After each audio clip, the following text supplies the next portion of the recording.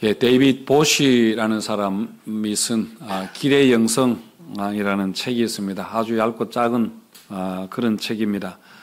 데이빗 보시는 남아공 출신의 굉장히 대단한 그런 유명한 신학자입니다. 길의 영성이라는 그 책은 고린도후서 말씀을 바탕으로 해서 선교사들의 삶에 대해서 도전하는 그런 내용의 책입니다. 고린도후서를 설명하는 책은 아니지만은 책의 제목이 좋아서 감동이 있어서 이번에 새벽기도의 주제를 길 위에서 주와 함께, 줄여서 주와 함께로 그렇게 하게 되었습니다. 그 책 맨 앞에 이런 이야기가 나옵니다. 선교사들에게 설문조사를 했습니다. 그런데 선교 현장에 있으면서 가장 힘든 게 뭐냐, 어려운 게 뭐냐 그렇게 물었는데 가장 많은 대답이 뭐냐면은 경건의 생활을 하는 게 가장 어렵습니다. 힘듭니다. 그렇게 했다고 합니다. 물론 경건의 삶에 대한 각자의 기준이 다 다르겠지만은 그러니까 자신이 만족하는 정도의 충분한 영적인 삶을 살지 못한다는 것이지요. 그 데이터를 보고 데이빗 보시는 그래도 선교사들이 영성이 있구나라고 그렇게 평가를 했습니다. 그러니까 스스로 뭔가 영적인 불만족을 가진다는 그것은 바로 영성이 살아있다는 것이죠. 영적인 갈급함이 있다는 그런 반증이라는 겁니다. 오히려 아무 문제가 없다고 문제를 못 느끼는 게 사실은 가장 큰 문제인 것이죠. 자, 그렇다면 그 다음에는 참된 영성이 무엇인가 하는 것인데요. 선교사들이 경건 생활을 잘 못한다고 가장 큰 불만을 가지는 이유가 그 생활이 너무 바쁘고 분주해서 그렇다고 했습니다. 그래서 정말 이 바쁜 생활에서 현장에서 물러나서 기도하고 혼자 성경 읽고 하는 이런 시간을 가지고 싶은데 그러지 못한다는 것이죠. 그러니까 그렇게 하는 거를 경건 생활이라 영성의 시간이라 그렇게 생각한다는 겁니다. 그러니까 경건과 영성은 기본적으로 세상과 거리를 두는 것으로 생각한다는 이해가 그 안에 깔려 있는 것입니다. 그래서 일상에서 물러가서 뭔가를 충전하는 것처럼 마치 핸드폰 배터리가 방전되면은 이렇게 전기 콘센트에 꽂아서 그렇게 재충전하는 것처럼 그렇게 생각하는 것이죠. 우리도 분명히 이렇게 생각하는 경향이 있습니다. 경건과 영성이라고 생각하면은 세상에서 벗어나서 기도하고 성경 읽고 예배 드리는 것으로만 생각하고 직장이나 학교와 같은 그런 삶의 자리, 가정과 같은 삶의 자리는 오히려 영성을 소진하는 곳으로 그렇게 생각하는 경향이 있죠. 이런 영성 추구를 철로 역정 모델이라 그렇게 부릅니다. 그러니까 철로 역정은 존 번연의 그 소설 아닙니까? 그러니까 크리스찬이 곧 멸망할 사악한 성읍을 도피해서 천성을 향해 가는 그 과정을 그리는 그 이야기인데 이렇게 하는 것이 사악한 이 세상, 죄 많은 세상을 벗어나서 천국을 향해 가는 것이 성도들 삶의 모델이라 그렇게 하는 겁니다. 여러분, 이렇게 생각하면 무슨 문제가 있는가 하면은 자꾸 우리의 삶을 세상과 교회를 자꾸 이렇게 분리하는 이원론적인 그런 사고에 빠지게 되는 겁니다. 그래서 은연중에 세상 구원이라는 것은 세상을 벗어나는 거라, 세상과 멀어지는 거라 그렇게 생각하고 영성도 그러니까 자꾸 세상을 멀리하고 이렇게 하는 무엇으로 자꾸 생각을 그냥 하나님과 혼자서 앉아서 뭐 이렇게 하는 걸로 생각한다는 거죠. 물론 우리에게 이런 영성이 필요합니다. 이걸 수도원적 영성이라 한다면 이런 수도원적인 그런 게 필요합니다. 그런 게 전혀 의미가 없다는 것은 아니지만은 우리가 신앙을 자꾸 이렇게 삶의 자리를 이렇게 떠나는 걸로 등지는 걸로 세상을 등지는 걸로 생각하고 세상 속에서 우리가 해야 될 성도로서의 삶의 어떤 그런 책임이나 믿음으로 사는 것에 대해서는 우리가 자꾸 소홀히 하게 되는 거죠. 그럼 우리 신앙이 자꾸 이렇게 교회 다르고 삶의 자리에서 다르고 이렇게 되는 겁니다. 우리는 여러분 세상에서 벗어나는 게 아니라 세상 속으로 우리는 들어가야 되고 우리의 예배와 우리의 신앙은 세상 속에서 사실은 훨씬 더 많은 시간을 보내는 세상 속에서 그 믿음의 삶을 살아야 되는 것입니다. 우리가 살아가는 가정과 직장과 학교 또 우리 인간관계 모든 것이 여러분 선교의 현장입니다. 하나님 우리를 거기에 살아내라고, 가정에 가서 믿음으로 살아내라고, 그 불신 가정을 구원하라고 보내신 그 선교사로 우리가 보냄을 받은 거죠. 그래서 선교 현장에서 삶의 자리에서 우리가 치열하게 믿음으로 살아가면서 거기에서 우리는 영성을 충전해야 하나님을 만나고 그렇게 해야 된다는 겁니다. 이런 선교적 영성, 이것이 곧 길의 영성 아니면 광야의 영성이라 그렇게 할 수 있습니다. 그런 점에서 올 한 해도 우리가 삶의 자리에서 얼마나 치열하게 믿음으로 살아냈는가 하는 것을 우리가 한번 돌아보면 좋겠습니다. 그리고 우리가 항상 그런 삶에서 정말 하나님의 도우심이 필요하구나, 하나님께서 도우셔야 내가 정말 이 삶의 자리에서 믿음으로 살아갈 수 있는구나 하는 영적인 불만족, 영적인 갈급함을 가질 필요가 있고, 그리고 삶의 현장에서 그렇게 얻는 그런 영성을 우리가 가져서 우리 믿음의 근육이 이렇게 튼튼하게 될 필요가 있는 것입니다. 그런 점에서 여러분, 우리 신앙은 길을 걷는 것입니다. 예수님과 함께 길을 걸어가는 것입니다. 길을 걷는다는 것은 힘든다는 이야기입니다. 먼지도 날리고 다리도 아프기도 하고 막 갈증도 나기도 하고 허기도 지고, 또 예수님은 인자는 머리 둘 곳도 없다, 그렇게 하셨는데 그런 걸 이야기하는 거죠. 하지만 제자들은 예수님과 함께 길을 가면서 예수님에게서 즉석에서 말씀을 듣고, 그리고 예수님이 행하시는 놀라운 일들을 경험했습니다. 그리고 예수님께서 그 사람들을 만나는 사람들을 어떻게 대했는가, 어떤 마음으로 그렇게 하셨는가, 어떻게 사랑하셨는가를 현장에서 그렇게 보고 배웠던 거죠. 그래서 여러분, 새해에도 우리가 길 위에서, 삶의 자리에서 예수님과 함께 걸으면서 우리의 영성이 다져지게 되기를 바랍니다. 바로 광야에서 채워지는, 경험하는 그런 영성인 것입니다. 바울이 바로 이런 영성을 가졌던 그런 사람입니다. 그래서 이번 새벽 기도회에서 고린도 후서 말씀을 통해서 길의 영성이 무엇인가 우리가 한번 살펴보려고 하는데요. 그래서 새벽 예배 기도회에 여러분 많이 오셔서 기도하시기를 바라고, 오늘은 본문의 말씀을 통해서 한 해 동안 수고한 우리 성도님들을 위로하는 그 하나님의 말씀을 나누도록 하겠습니다. 바울은 고린도 후서를 시작하지 말자 짧게 인사를 한 후에 곧바로 핵심으로 들어갑니다. 바울이 고린도 교회에 가장 하고 싶었던 말, 그게 맨 앞에 드러나는데 두 단어로 요약할 수 있습니다. 혹시 여러분 성경을 읽으면서 많이 나오는 단어를 보셨을까 모르겠는데, 두 단어가 고난과 혹은 환난과 위로라는 단어입니다. 왜 바울이 그 말을 교회들에게 그렇게 하고 싶었는가 하는 것은 내일 새벽에 말씀을 드리려고 그렇게 하는데요. 예를 들자면 이런 겁니다. 아들이 이제 해병대에 입대해서 11주간 고된 군사훈련, 그 입대 훈련을 마치고 이제 만약에 하루 첫 외박을 나왔다 하면은 아들이 집에 들어올 때 엄마가 뭐라고 하겠습니까? 왜 네가 나라는 안 지키고 왔느냐? 냉큼 돌아가거라. 그렇게 할까요?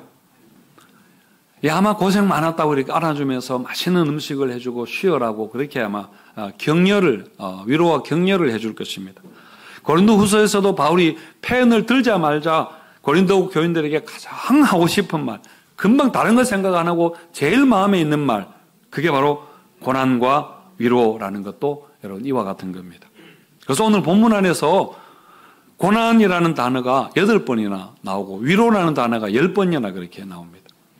당시에 여러 가지 교회의 어려운 안팎의 상황으로 인해서, 그리고 교회와 바울 간에도 굉장한 갈등과 어려움이 많았거든요. 그래서 피차간에 굉장히 힘든 시간을 지금 보냈습니다. 그런데 어느 정도 그 문제가 해결이 되고 나서 거기에 대해서 이제 바울이 고린도 후서를 쓰는 겁니다. 지금 우리 교회가 건축을 하고 있는데 우리는 뭐 건축하는 거를 뭐 환난이다, 고난이다 할 것 정도는 없지만은 그래도 고생하는 것은 여러분 틀림없는 사실입니다. 그래서 우리가 서로 만나면은 장로님 고생 많으십니다, 수고하십니다, 또 이렇게 우리가 하잖아요. 그리고 주님께서도 우리 교회를 보고 아이고 고생 많다. 기도한다고 고생하고 뭐 여러 가지로 예배 드리는데도 불편한데 고생이 많다라고 그렇게 여러분 위로하지 않을까 싶습니다. 지금 바울이 고린도 교회에 편지하면서 가장 하고 싶은 말도 마찬가지로 고난과 위로, 이 두 단어 안에 여러분 있다는 겁니다. 자, 그런데 우리가 한 가지 생각해야 될 것은 성경에서 고난이라는 단어가 굉장히 많이 나옵니다. 그런데 그 고난은 우리가 일반적으로 생각하는 고난과는 사실은 다르다는 것입니다. 여러분, 우리가 살면서 많은 고난을 당하죠. 갑자기 사고를 당하거나 자연재해를 입거나 뭐 갑자기 큰 병에, 질병에 걸리기도 합니다. 엄청난 우리에게는 힘든 일이죠. 또 나쁜 사람들 때문에 나는 괜찮은데 남들 때문에 우리가 어려움을 당하기도 하는 겁니다. 누가 나를 모함하고 막 오해를 하고 욕을 하고 그래서 너무나 마음이 아프고 또 사람을 잘못 만나서 이렇게 그 사람 때문에 뭐 사기꾼을 만나거나 남편을 만났는데 시원찮아서 막 이렇게 힘들게 살거나 이런 사람을 만나서 이렇게 당하는 고통도 많이 있죠. 그리고 또 내가 부주의해서 일어나는 고난도 많이 있습니다. 술, 담배가 건강에 해롭다고 그렇게 이야기하는데 기어이 그렇게 퍼마시더니만 건강을 이렇게 잃어버리거나 또 운전할 때 주의해야 되는데 핸드폰을 하고 막 그렇게 하다가 또 사고를 내거나 그럼 내가 부주의해서 나는 그런 고난이죠.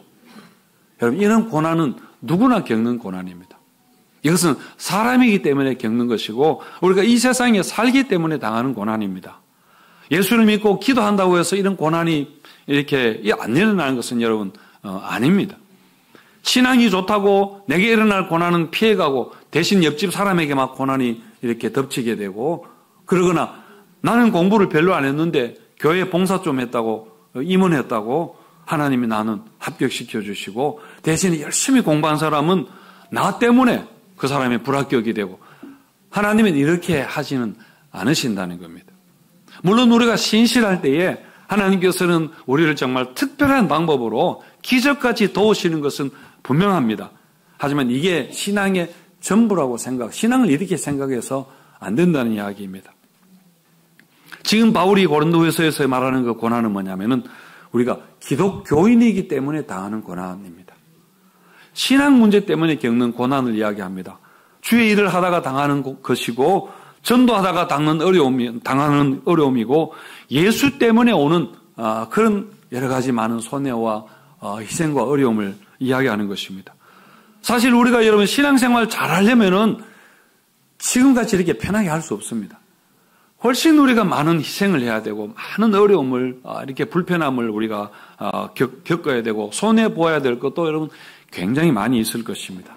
그런 걸 이야기하는 거죠. 바울은 사실 복음 전도와 교회 때문에 숱한 고난을 겪었습니다. 우리 8절과 9절을 한번 읽어보겠습니다. 시작.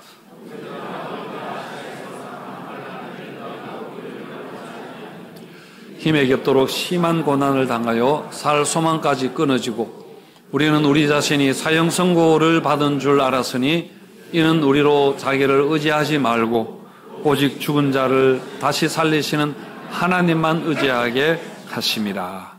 살 소망을 잃어버릴 정도로 심한 고난을 당했다. 그렇게 하고 그야말로 죽음에 빠져서 사형 선고를 받은 것 줄 알았다고 그렇게 할 정도였습니다. 그리고 고린도후서 11장에 가면은 좀 자세하게 나오죠. 뭐 감옥에 갇히고 죽을 뻔하고 돌멩이에 맞고 태장을 몇 번 당하고 바다에서 풍랑 때문에 이런 이야기들이 이제 나옵니다만은 어쨌든 바울은 이 사역하다가 육신적으로 심리적으로 영적으로 많은 고난을 그렇게 겪었습니다. 그런데 여러분 일반적으로 말하기를 고난은 그러니까 다른 사람 안 믿는 사람도 이런 이야기 한다는 겁니다. 고난은 그 원인을 알면 견디기 쉽다. 그래 말합니다. 왜 내게 이런 고난이 일어났는지를 우리가 알잖아요. 그러면은 그 고난의 정체가 내게 파악이 되는 겁니다. 그러면은 우리는 그것을 어느 정도 다룰 수가 있습니다. 그래서 쉽다는 겁니다. 그리고 이 고난이 내게 주는 의미가 무엇인가를 알면은 고난은 견디기 쉽다. 그렇게 이야기합니다. 이 고난을 통해서 내가 더 잘 될 것이다. 내가 지금 이렇게 고생하지만은 우리 자녀들은 잘 될 것이다. 이러면 얼마든지 우리가 그 고난을 의미를 알면 견디는 것이죠. 그래서 사람들은 자신의 삶에 닥치는 문제에 대해서 굳이 의미를 부여하려고, 긍정적인 의미를 부여하려고 그렇게 애를 많이 씁니다. 이 또한 지나가리라. 이런 말 우리가 뭐 성경 말씀만큼 막 좋아하고, 그리고 어려운 일 당하면 액땜했다고 생각해라. 이렇게 하거나, 이사할 때 비가 오잖아요. 사실 그거 굉장히 안 좋은 건데, 뭐 나쁜 말로 재수 없는 일인데, 그래도 비가 오면 잘 산다고 하더라. 이렇게 하면서 우리는 이제 굳이 위로를 하려고 그렇게 하는 거죠. 빅터 프랭클이라는 사람이 로고테라피라는 심리 치료 이론을 만들었는데요. 그러니까 이 사람은 모든 문제의 원인은 의미 상실에 있다라고 그렇게 보는 겁니다. 그래서 우리 생존에 가장 중요한 것은 그 의미를 아는 것에, 삶의 의미를 아는 것에 있다라고 그렇게 합니다.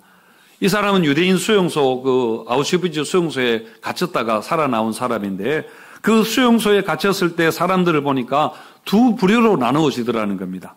그러니까 살아야 할 의미, 이유를 아는 사람들은 어떤 힘든 것도 견디고 결국은 살아남지만은 의미를 모르는 사람, 그래서 포기하는 사람들은 결국은 죽게 되더라. 그 이야기입니다. 자, 여러분, 우리가 고난당했을 때 이렇게 하는 것도 도움이 됩니다. 이것은 누구나 여러분 마찬가지로 다 일반 사람들도 이런 요령을 다 가지고 있습니다. 하지만 우리가 고난의 문제를 대할 때 우리가 기억해야 될 가장 중요한 것이 있습니다. 사실 우리가 고난의 원인을 파악하고 그 의미를 찾고 그걸 또 확신하고 하는 건 쉬운 일은 아니죠. 우리는 사실 그렇게 할 겨를도 없습니다. 그냥 너무 아프고 너무나 우리 힘든 거죠. 하지만 우리가 예수 믿는 사람으로 고난당할 때에 꼭 알아야 되는 게 있습니다. 그게 무엇인가 하면은 우리는 하나님을 믿는 겁니다. 너무 간단한 단순한 이야기를 해서 여러분 실망하셨을지 모르겠는데 여러분 이게 정답입니다. 내가 당하는 고난의 원인을 알지 못해도 괜찮습니다. 하나님이 내가 당하는 고난을 나를 알고 계시다는 것을 여러분 믿으면 되는 것입니다. 그리고 이 순간에도 하나님이 나와 함께 하시고 하나님이 나를 도우신다는 것을 여러분 믿는 것입니다. 이것은 우리가 누구든지 믿을 수 있는 것입니다. 정말 글씨를 모르는 할머니도 얼마든지 우리가 이것은 할 수 있는 것입니다. 그래서 내가 어떤 의미를 일부러 여기에 여러분 부여하는 게 아니라 이거는 사실입니다. 이것은 여러분 진리인 것입니다. 여러분 하나님은 살아계신 하나님 아니십니까? 그리고 우리를 사랑하시는 그런 하나님이십니다. 공중의 새 한 마리도 하나님의 허락 없이는 떨어지지 않는다고 했는데 우리의 머리털까지도 마태복음 10장에 보면 하나님이 다 해고 계십니다. 새아리가 헤아리고 계십니다. 오늘 머리 빠졌으면 하나님 너 오늘 머리 감다가 머리카락 몇 개 빠졌다 하는 것까지 다 하나님께서 알고 계시는데 여러분 하물며 우리가 당하는 고난에 대해서 왜 하나님이 여러분 모르시겠는가 하는 것이죠. 우리는 그 하나님을 믿습니다. 여러분 내가 하나님의 자녀인데 하나님은 아들을 주시면서 십자가에 주시면서까지 나를 사랑하신다고 그렇게 하셨는데 왜 내가 지금 이렇게 힘들고 어려운 고난 당하는데 왜 하나님이 여러분 모르시겠습니까? 왜 가만히 계시겠습니까? 예수 사랑하심은 거룩한 말일세 날 사랑하심, 날 사랑하심, 날 사랑하심 성경에 쓰여 있네. 성경에 버젓이 우리를 사랑한다고 하나님이 써놓고 하나님이 여러분 거짓말 하시겠습니까? 그래서 바울은 자신이 당하는 수많은 고난에 대해서 왜라는 질문을 하지 않았습니다. 왜 내게 이런 고난이 내가 주의 일을 하는데 왜 이렇게 이런 이야기 하지 않으셨습니다. 고난은 주님이 바울을 부를 때에 이미 그 안에 부르심 안에 패키지로 들어있었던 겁니다. 그래서 자기 삶의 한 부분이고 그 사역의 한 부분으로 여러분 들어있었던 겁니다. 그러니까 이 모든 것이 다 주님의 주권 아래에 있다는 것을 인정했던 것이죠. 그래서 바울의 인생의 목적은 고난이 없는 순탄한 삶을 사는 게 바울의 목적이 아니었습니다. 바울은 사명 다하는 것이 목적이었습니다. 그래서 고난이 있다고 해서 사명을 중단하거나 신앙의 회의를 가지거나 절대로 그렇게 하지 않았다는 이야기입니다. 사랑하는 성도 여러분, 우리도 바울처럼 할 수 있으면 좋겠습니다. 고난 없는 삶이 이렇게 편안한 삶이 우리 삶의 목적이 아니라 여러분 또 어려움이 닥쳐올 때 왜 내게 이런 일이 내게 이런 불행이 라고 여러분 너무 놀라지 마시고 우리에게 주신 사명 여전히 우리에게 맡기신 사명 우리 인생의 목적을 여러분 계속해서 바라보며 나아가시기를 바랍니다. 우리가 당하는 고난, 어떤 고난보다 크시고 내가 당하는 문제보다 훨씬 더 크신 그 하나님께서 우리를 여러분 도우실 것입니다. 그런데 우리가 기억해야 될 더 중요한 것이 있습니다. 그게 뭐냐면은 하나님의 위로입니다. 그래서 본문에서 고난이라는 단어보다 더 많이 나오는 게 바로 하나님의 위로라는 단어. 10번이나 그렇게 나옵니다. 우리가 고난당할 때에 우리 고난을 다 하시고 우리를 고난 중에 함께 하시고 우리를 도우시는 그 하나님을 뭐라고 했는가 하면은 위로의 하나님이라 그렇게 했습니다. 3절에 보시면은 찬송하리로다 그는 우리 주 예수 그리스도의 하나님이시요 자비의 아버지이시요 모든 위로의 하나님이시며 고난 가운데 있는 우리를 도우시는 그 하나님의 마음을 위로라고 그렇게 한 것입니다. 여러분, 위로는 우리가 고난당하는 것에 대한 하나님의 즉각적인 반응을 위로라고 하는 겁니다. 예를 들어서 아이가 막 길 가다가 넘어져서 손가락을 다쳤을 때 엄마가 뭐라고 합니까? 엄마가 얼른 달려가서 깜짝 놀라면서 아이고 우리 아이 아프겠구나 하면서 손가락을 이렇게 하고 이렇게 불어주지 않습니까? 그러면 아이가 눈물을 또 끄치게 됩니다. 엄마가 있기 때문에 엄마의 위로가 통했던 거죠. 여러분, 하나님의 위로도 마찬가지입니다. 하나님도 우리가 고난당하실 때 얼른 달려오셔서 우리 아픔에 대해서 호호하시면서 그렇게 여러분 위로해 주시는 겁니다. 물론 그 방식은 여러 가지입니다. 말씀으로 아니면 찬송으로 또 기도 가운데 또 다른 사람의 말을 통해서 또 아니면 긴 시간을 통해서 그렇게 하나님께서 우리를 위로하실 수도 있습니다. 하여튼 번개가 치면은 반드시 그 뒤에 천둥이 따라오는 것처럼 여러분 고난이 있으면은 항상 거기에는 위로가 함께 있고 고난이 주는 아픔과 두려움보다 하나님의 위로가 더 크다는 것을 여러분 믿으시기를 바랍니다. 그래서 바울이 모든 고난 이길 수 있었던 그 힘은 바로 하나님의 위로 때문입니다.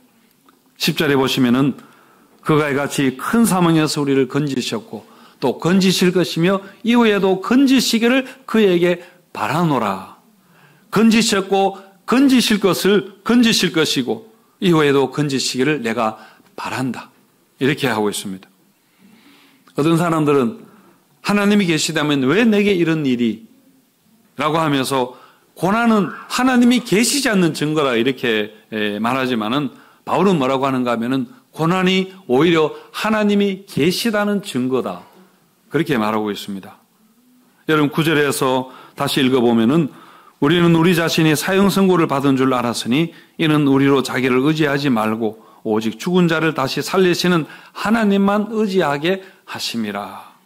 그래서 우리에게 고난을 허락하신다는 겁니다.